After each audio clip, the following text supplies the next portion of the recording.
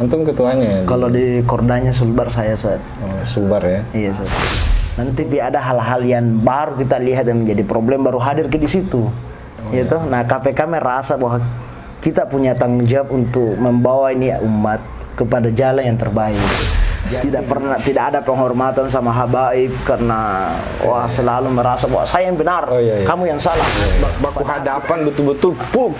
Saya banyak orang ada juga dari Pembusuan namanya Subhan Saleh. Subhan Saleh. Sahabat saya Fadlu, Syuaib, Dr. Gafar. Ada Mabrur Ridwan dan lain-lain sebagainya. Perlu ada ini juga hati mesti diasah untuk bermedsos. Karena kalau kita los-los saja ke sana, pasti banyak masalah yang Anda tuai, banyak masalah yang Anda dapat. Saya sudah beberapa kali mendapat itu dan saya tidak mau ini terjadi pada pemirsa.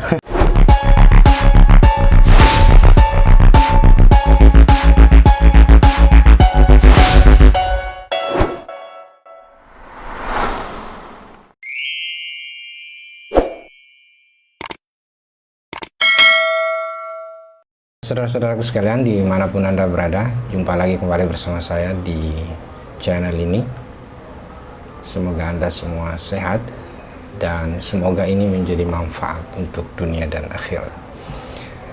Dan di studio ini sudah hadir bintang tamu kita. Beliau berasal dari daerah terdalam, daerah terluar, daerah dataran paling tinggi di Kecamatan Campalayan, Usman Ar-Rahman. Apa kabar, Dek? Alhamdulillah, Ustaz. Sekarang aktivitas kalau boleh tahu? Aktivitas sekarang Ustaz mengajar di pondok. Pondok mana? Al-Ihsan Kenje. Iya, Ustaz. Terus aktivitas lain, saya kan biasa juga lihat di Asadiyah di mana? Iya, mengajar juga di Asadiyah malam. Bukan cuma mengajar, belajar bersama dengan santri. Terus di mana lagi? Terus di Rondongan juga untuk biasa ada TPA apa. Jadi ini guru terbang ya, dosen terbang ini kemana-mana muter ya. Itu ada juga aktivitas apa? KPK apa gitu? Oh iya. Bukan Komisi Pemberantasan Korupsi? Bukan, Komunitas Pendakwah Keren. Oh iya. Komunitas Pendakwah Keren. Siapa yang ketuanya? Antum ketuanya? Kalau di Kordanya Sulbar saya, Ustaz. Oh, Sulbar ya? Iya, Ustaz. Itu pusatnya di mana kalau KPK? Pusatnya ada di Jakarta, Ustaz. Oh, bukan di Sulsel? Bukan. Oh, bukan. Jakarta. Maksudnya aktivitas KPK apa itu? Aktivitasnya itu dia datang selalu menghadirkan dirinya ke umat. Karena salah satu hal yang kemudian menjadi problem kita hari ini adalah nanti ada hal-hal yang baru kita lihat yang menjadi problem baru hadir ke di situ. Gitu. Nah, KPK merasa bahwa kita punya tanggung jawab untuk membawa ini umat kepada jalan yang terbaik. Jampi nanti jadi ada masalah baru hadir ke di situ apa. Jadi kayak pemadam kebakaran. Ya, kayak kira-kira begitu. Polisi India. Wah. Jadi aktivitas KPK maksudnya dakwah dari mimbar ke mimbar ya? Dari mimbar ke mimbar, dari rumah jamaah ke jamaah. Maksudnya karena ada kata kerennya di situ, maksudnya itu komunitas anak muda iya atau ustadz yang kebanyakan anak-anak muda iya ya? Iya. Untuk Polman siapa ketuanya? Belum, untuk wilayah Polman kita belum membentuk ini, Ustaz. Langsung di Sulbar. Langsung dulu Kordanya Sulbar. Insyaallah dalam jangka waktu yang dekat ini kita akan bentuk di seluruh kabupaten Sulbar, insyaallah. Tapi yang jelas anak muda iya ini ya. Iya. Kalau di Pulau Mandar juga dulu ada namanya FKMM, Forum Komunikasi Mubaligh Muda. Itu mungkin juga sepertinya arahnya ke sana ya. Ya, kira-kira begitu, Ustaz. Berarti kayak saya orang tua ini kan tidak bisa masuk karena komunitas dai orang muda iya. Usman ini kan sangat aktif di sosial media, cuman mainnya di Facebook ya. Iya, Ustaz. Belum naik ke tingkatan YouTube begitu ya. Belum, Ustaz, belum. Ada status antum ini yang saya kira menarik. Usman Ar-Rahman, kami jangan sampai kita yang ketika mendapatkan ujian kenikmatan atau jabatan kita mengatakan Robbi Akroman, tapi ketika mendapat ujian atau kesempisan rezeki atau kesusahan kita mengatakan Robbi Ahanan. Maksudnya apa itu? Jadi Robbi Akroman, Robbi Ahanan. Agama ingin mengajarkan kepada kita, Ustaz, Ya. bahwa apapun pemberian dari Tuhan, terimalah itu sebagai sebuah bahan ujian, sebagai sebuah ujian dalam hidup. Jadi jangan nanti bilang, nah sayang sekali kan itu Tuhan ketika kemudian dikasih berbagai macam kenikmatan. Sementara ketika kemudian kita diuji oleh Allah dengan berbagai macam persoalan, dengan tadi kelebihan rezeki apa dan lain sebagainya, lalu kita tiba-tiba kita mengatakan bahwa Tuhan ini telah menghinakan saya. Padahal sejatinya apapun pemberian dari Allah itu mesti diterima, bahwa ini adalah pemberian, ini adalah ujian bagi saya. Bagaimana kemudian saya sanggup untuk mengelola ini hidup supaya saya lolos dari ujian ini. Jadi hakikat kehidupan bahwa kenikmatan dan kesengsaraan itu semuanya adalah ujian dari Allah. Sama posisinya. Tinggal bagaimana kemudian kita mampu untuk selalu siap siaga diri untuk tidak selalu banyak mengeluh pada Tuhan. Karena banyak orang memang begitu.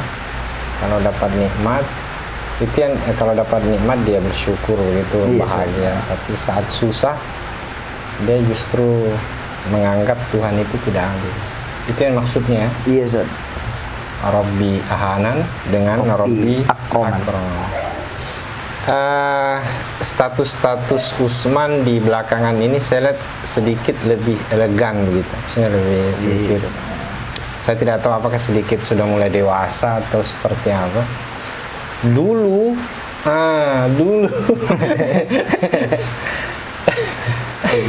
dulu pada saat saya tidak tahu apakah itu hampir semua orang saya lihat Usman, bahkan sama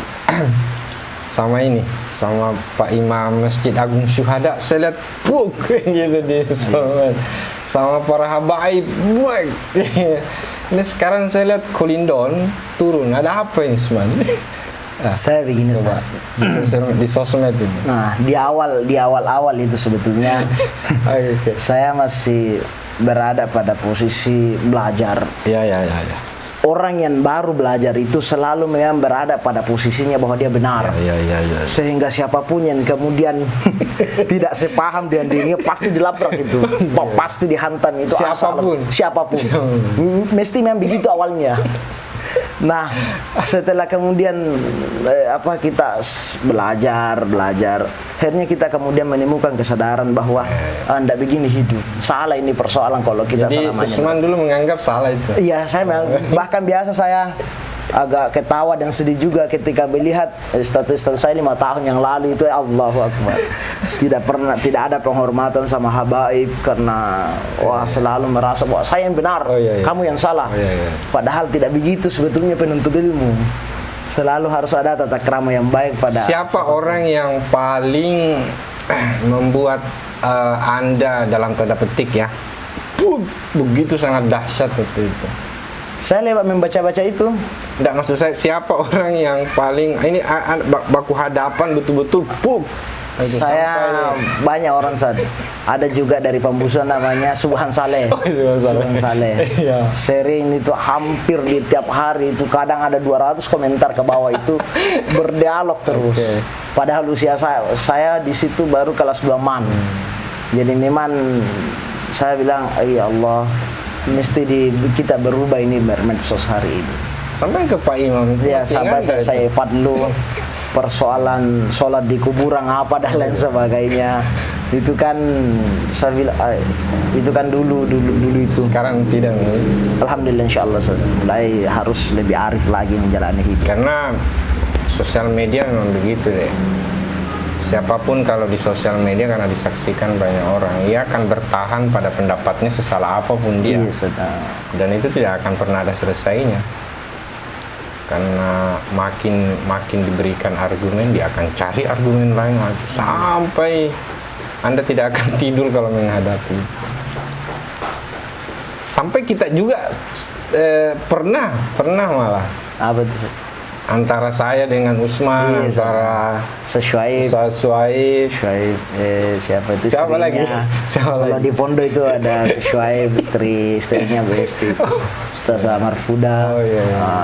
Siapa lagi? Yang orang-orang besar itu, yang orang-orang Dr. Ghaffar. Jadi saya itu udah kenal Dr. Ghaffar lewat medsos itu. Ada Mabrur Ridwan dan lain-lain sebagainya. Makanya saya hari ini kalau ketemu dengan mereka mesti minta maaf. Tapi de facto sebetulnya Usman Ar-Rahman ini kalau dulu garang di sosial media, tapi ketika kita ketemu itu sebetulnya hampir tidak sesuai dengan faktanya. Oke, kalau sekarang kan ada yang pada saat bertemu juga ada yang di sosial media. Terakhir saya ke rumah Usman ini kan waktu Ramadan ya. Waktu Ramadan. Saya bawa, saya punya anak sulung itu Ramadan ya. Saya menyaksikan bahwa itu kali pertama saya masuk di Rondongan, dan saya melihat Rondongan itu meskipun saya orang Campalagian, tapi ternyata Rondongan ini adalah wilayah terdalam, terluar, tertinggi di Kecamatan Campalagian. Jadi bukan hanya Tutar yang tertinggi, karena kalau naik rumahnya Usman Ar-Rahman ini harus siapkan paha dan lutut karena mendaki. Kalau malam pulang hampir tidak ada penerangan kalau turun, apalagi kalau kondisi hujan seperti ini. Usman sampai di titik ini dulu ya, coba cerita dulu, kenapa kemudian turun gunung begitu sejak kecil? Bagaimana ceritanya itu, mondoknya di mana? Jadi dulu itu Ustaz, pada saat saya mau selesai di kelas di SD 948 di Rondongan. Iya Ustaz. Saya pernah sholat maghrib di masjid. Sebetulnya ada Pak Imam, Pak Imamnya itu namanya Pak Abdul Latif, bapaknya Pak Sahabuddin. Saya kan memang dulu kalau mandar joling sekali toh, aktif sekali orangnya. Saya dipanggil dengan 3 orang teman.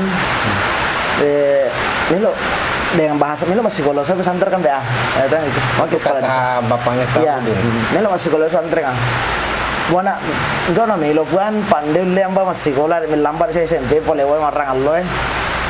Akhirnya karena dia memang semangat sekali kalau di pendidikan, luar biasa semangatnya. Saya belum iakan tanya sama orang tua saya, formulirnya sudah datang. Formulirnya di Ali Hasan Kenji itu sudah datang. Dia bilang begini, besok tuh deh buatmu mengajar di Kenji. Allah sama bilang di. Saya bilang, "Upani dulu kamu buang ah." Saya tanya dulu bapak. Saya belum sempat tanya bapak itu, harinya kemudian maghrib selanjutnya. Saya udah datang Pak formulir. Siapa itu? Pak Imam itu. Pak Imam ya? Iya. Formulirnya udah sekenje. Saya sampai di rumah itu kasih sama orang tua Pak Tiroi. Saya tidak kasih lihat orang tua. Saya kan namanya Pomardi itu. Nah saya Pomardi sama sekolah di anu kawan, di pesantren di Kenje. Orang tua saya itu mengizinkan juga tidak, melarang juga tidak. Karena faktornya satu, dia nggak punya uang. Tidak punya uang. Orang tua? Iya orang tua. Orang tua kan ekonomi bawaan. Ini usah kan begitu bahasanya. Dia kalau mandar tambu-tamban tidak bicara dulu. Dia baru bilang, "Boleh sana itu kan beta penaladan doi. Naladan tidak ada uang." Ya saya tidak bisa jawab itu. Ya saya sudah diam di situ. Akhirnya setelah kemudian saya temui Pak Mardi itu, Pak Imam, saya bilang begini ke dia, "Nilok sana tidak sampai santri puangnya, tapi nanti dona gak mau. Tidak ada uangnya orang tua." Akhirnya dia bilang begini, "Saya mau pandai membayar. Dulu kan di pesantren Al Ihsan itu belajar gratis. Tidak ada cuma bayar. Andainya pun tidak bayar. Yang penting saya." Ya, saya ke sini. Saya ke Kenje itu. Saya cerita sedikit pengalaman hidup sekolah di Kenje itu. Saya pernah pulang ke rumah pinjam uangnya teman karena rindu sama orang tua ini karena baru berpisah. Setelah sampai di rumah, karena saya hanya diberi izin tuh hari sekitar 2-3 jam dari Kenje ke Rondongan. Saya ke rumah mau pulang sampai waktu yang telah ditentukan sama pulang. Ternyata uang orang tua saya tidak ada. Nah, saya harus naik ojek pulang. Waktu itu masih 5.000 kayaknya dari Rondongan ke Kenje. Kalau sekarang berapa? Sekarang 20.000. Saya tanya orang tua saya, dia mungkin doa Pak, nama masih hidup di mama waktu itu. Oh, jadi mama sudah sekarang? Iya, sejak saya kelas 2 MTS pondok. Saya bilang begini, dia mungkin doa Pak, nama lah tuh dia ini selalu pakai malah ya. Orang tua saya menangis pada waktu itu, Sat. Menangis dua-dua. Karena siapa mau bawa kan dia Pak Nandan doa. Apa mau bikin? Pokoknya dia sedih karena anaknya mau pergi sekolah tidak ada uangnya. Ya. Akhirnya dia pergi kasih yang pinjam sama tetangga. Ada tetangga dia dulu udah mau itu 10.000 ah. Mau apa ya? Melo sore kan di masih sekolah di Kenje. Nanda turun duitnya. Saya dengan ikhlas pulang dikasih maka 10.000 itu. Ya tidak ada jajanku di pondok. Karena saya harus bayar ojek 5.000, bayar tema yang tadi ku pinjam 5.000. Biasa kan kalau kita datang jadi di pondok itu biasa kayak traktor ke dulu apa? Saya hanya diam, sapu-sapu saja itu dulu. Dalam perasaan suasana sedih itu kasih sitongan aja deh. Ya disitulah saya kemudian bertekad untuk kemudian harus belajar yang baik-baik. Karena kalau saya ini miskin, orang tua miskin dan tidak punya pendidikan, yang mesti kita ini anak lanjutkan.